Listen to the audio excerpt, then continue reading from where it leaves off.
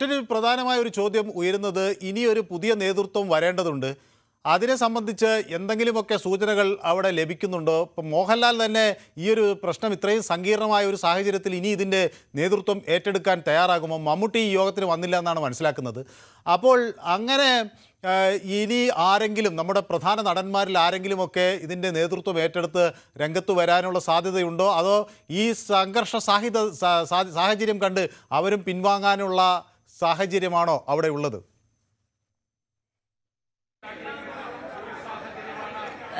മനു, നിലവിൽ ഇനി മോഹൻലാൽ മത്സരിക്കുന്ന സാധ്യത വളരെ കുറവാണ്. കാരണം അദ്ദേഹം അത്രമാത്രം മാധ്യമങ്ങളുടെ വിമർശനത്തിന് ഇരയായ വ്യക്തിയാണ് പ്രസിഡന്റ് എന്ന നിലയിൽ. നമുക്കറിയാം, ഈ ഹേമ കമ്മിറ്റി റിപ്പോർട്ട് വന്നതിന് ശേഷം എന്തുകൊണ്ട് പ്രസിഡന്റ് മിണ്ടുന്നില്ല എന്ന മാധ്യമങ്ങളുടെ ആവർത്തിച്ചുള്ള ചോദ്യം. പിന്നീട് അദ്ദേഹം തിരുവനന്തപുരത്തെ പത്രസമ്മേളനത്തിൽ അദ്ദേഹം പറഞ്ഞ വാക്കുകൾ ഇപ്പോഴും നമ്മൾ ഓർക്കുന്നുണ്ട്. എന്നു മുതലാണ് ഞങ്ങൾ നിങ്ങൾക്ക് ശത്രുക്കളായത്, അല്ലെങ്കിൽ ഞങ്ങളെ ഇങ്ങനെ ഒക്കെ വിമർശിക്കാൻ തുടങ്ങിയെന്ന രീതിയിലുള്ള പരാമർശങ്ങളൊക്കെ മോഹൻലാൽ നടത്തിയിരുന്നു. എനിക്ക് തോന്നുന്നു നമ്മളൊക്കെ ഈ മാധ്യമപ്രവർത്തകർക്കിടയിൽ ചർച്ച ചെയ്യുന്ന ഒരു കാര്യമാണ് ഈ അമ്മ പ്രസിഡന്റ് എന്ന നിലയിലുള്ള രാജി മോഹൻലാൽ വെച്ചതിന് ശേഷം മാധ്യമങ്ങളോടുള്ള സംസാരിക്കുന്ന രീതിയിൽ പോലും കുറച്ചുകൂടി സൗഹാർദ്ദപരമായി മോഹൻലാൽ സംസാരിച്ചു തുടങ്ങി. അപ്പോൾ അതൊരു മുൾക്കിരീടമായി മോഹൻലാലിനും തോന്നിയിരുന്നു എന്ന തരത്തിലൊക്കെ നമ്മൾ തമാശ രൂപേണ പറയുന്നുണ്ടായിരുന്നു. അതുകൊണ്ട് ഇനി അറിഞ്ഞുകൊണ്ട് വീണ്ടും ആ ഒരു മുൾക്കിരീടം മോഹൻലാൽ തലയിൽ ചൂടുമെന്ന് തോന്നുന്നില്ല. പക്ഷേ ഈ അത്തരത്തിൽ ഈ സംഘടനയുടെ തലപ്പത്ത് വരണമെന്ന് ആഗ്രഹിക്കുന്ന രണ്ടുപേരുണ്ട്. ഒന്ന് ഇടവേള ബാബുവാണ്, വീണ്ടും തിരിച്ചു വരണമെന്ന് ആഗ്രഹിക്കുന്നുണ്ട്. അതിനു വേണ്ടിയിട്ടുള്ള ചരട് വലിയൊക്കെ ഇടവേള ബാബുവിന്റെ ഭാഗത്തു നിന്നൊക്കെ പല രീതിയിൽ നടക്കുന്നുണ്ട്.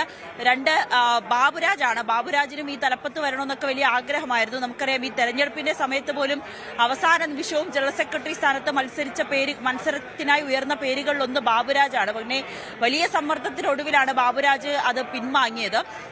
സ്ത്രീകൾ തന്നെ വരട്ടെ എന്നൊരു തീരുമാനത്തിലേക്ക് മുതിർന്ന താരങ്ങൾ അത്തരത്തിലൊരു കടുത്ത നിലപാട് സ്വീകരിച്ചതുകൊണ്ട് മാത്രമാണ് ബാബുരാജ് അവസാന നിമിഷം നാമനിർദ്ദേശ പത്രിക പിൻവലിച്ചുകൊണ്ട് പോയത്. പക്ഷേ ഈ സംഘടന അധികാരത്തിലെത്തിയ സമയം മുതൽ തന്നെ ബാബുരാജിന്റേതായിട്ടുള്ള ചരടുവലികളും ഒക്കെ ഈ സംഘടനയിൽ തന്നെ ഉണ്ടായിരുന്നു. അപ്പോൾ ഇവർക്ക് രണ്ടുപേർക്കും തിരിച്ച് ഈ തലപ്പത്തേക്ക് വരണമെന്ന ആഗ്രഹമുണ്ട്. പക്ഷേ ഇവർക്ക് രണ്ടുപേർക്കെതിരെ ലൈംഗികാരോപണ കേസ് നിലനിൽക്കുന്നതിനാലും അത് ഇവർ കുറ്റമുക്തരായെന്ന് കോടതി പറയാത്ത സാഹചര്യത്തോളം ഇവർക്ക് ഒരു അധികാരത്തിലേക്ക് വരാൻ കഴിയില്ല. മറ്റൊന്ന് സിദ്ദിഖാണ്. സിദ്ദിഖിനുമെതിരെയും കേസുണ്ട്. അതുകൊണ്ട് സിദ്ദിഖിനും ഇതിൽ ഒരു അധികാരത്തിലേക്ക് തിരിച്ചു വരാൻ കഴിയുമെന്ന് തോന്നുന്നില്ല. മറ്റാര് എന്നുള്ളൊരു ചോദ്യത്തില് ജഗദീഷിന്റെ ഒരു പേര് ഉയർന്നു വരുന്നുണ്ട്. കാരണം ജഗദീഷിന് വലിയ ആഗ്രഹമായിരുന്നു കഴിഞ്ഞ തവണ തെരഞ്ഞെടുപ്പിന്റെ സമയത്ത് പ്രസിഡന്റായി മത്സരിക്കണമെന്ന്. പക്ഷേ അതും ഈ പറയുന്ന സ്ത്രീകൾ തന്നെ അധികാരത്തിൽ വരട്ടെ എന്ന ഭൂരിഭാഗം അംഗങ്ങളുടെയും അഭിപ്രായങ്ങൾ നിലനിന്നതുകൊണ്ട് ആ ഒരു പ്രഷർ കൊണ്ട് മാത്രമാണ് ജഗദീഷ് അന്ന് മത്സരിക്കാതെ പോയത്. പക്ഷേ ഇനിയിപ്പോൾ മത്സരം വന്നാൽ ഉറപ്പായും ജഗദീഷ് മത്സരിക്കുമെന്നത്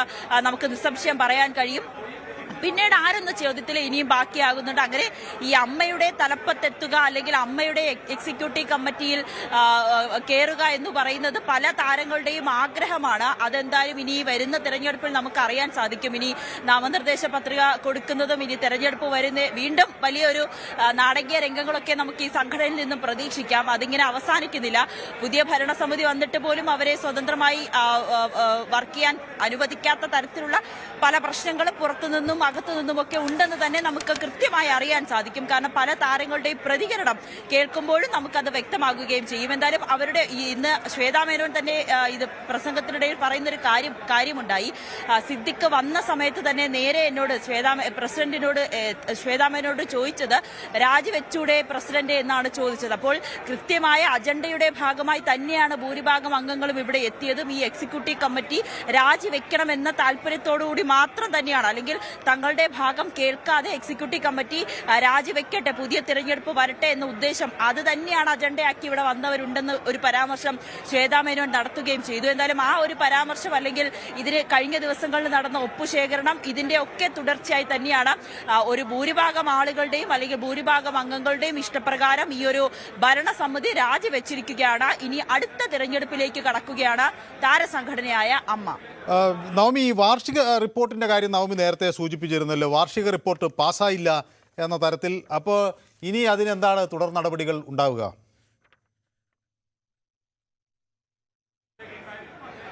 അത് ഇവർക്ക് എക്സിക്യൂട്ടീവ് കമ്മിറ്റിയിലെ അമ്മ സംഘടനയ്ക്ക് തന്നെ ഒരു അഭിഭാഷകനുണ്ട്. ആ അഭിഭാഷകന്റെ നേതൃത്വത്തിലാണ് ഈ വാർഷിക കണക്കുകൾ, വരവ് ചെലവ് കണക്കുകൾ എല്ലാം തന്നെ പരിശോധിക്കുന്നത്. പക്ഷെ അതിൽ ഉണ്ണി ശിവപാലാണ് ട്രഷറർ.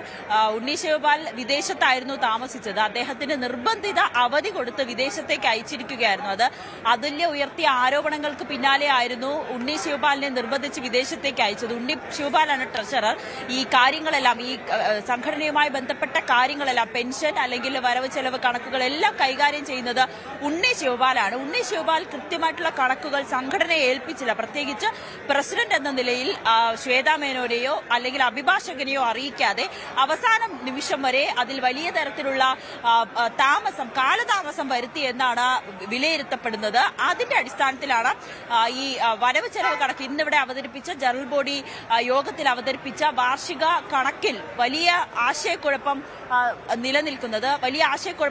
നിലനിൽക്കുകയും ഈ അംഗങ്ങൾ ആരും ഈ ഒരു അവതരിപ്പിച്ച റിപ്പോർട്ട് അത് അംഗീകരിക്കില്ല എന്നൊരു നിലപാടിലെത്തുകയും ചെയ്തു. അത് സിദ്ദിഖും ബാബുരാജും ഇടവേള ബാബുവൊക്കെയാണ് പറയുന്നത്.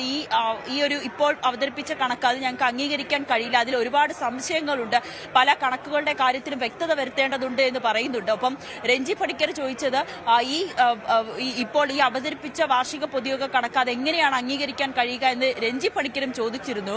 അപ്പോൾ ഈ കാര്യങ്ങൾ തന്നെയാണ് ഈ വരവ് ചെലവ് കണക്കിലെ ഉള്ള ഒരു അവ്യക്തത തുടരാൻ കാരണം. ഈ ട്രഷറർ എന്ന നിലയിൽ ഉണ്ണി ശിവപാലിനെതിരെ വലിയ പരാജയമാണ്. ഉണ്ണി ശിവപാലിന്റെ കൃത്യമായി കണക്കുകൾ ബോധിപ്പിക്കാൻ കഴിഞ്ഞില്ല എന്നൊരു വിമർശനം കൂടി യോഗത്തിൽ നടക്കുകയും ചെയ്തു. എന്തായാലും ഉണ്ണി ശിവപാൽ രാവിലെ ഈ അമ്മ ഗ്രൂപ്പിൽ ഇട്ടിരുന്ന ഒരു വീഡിയോ ഉണ്ടായിരുന്നു.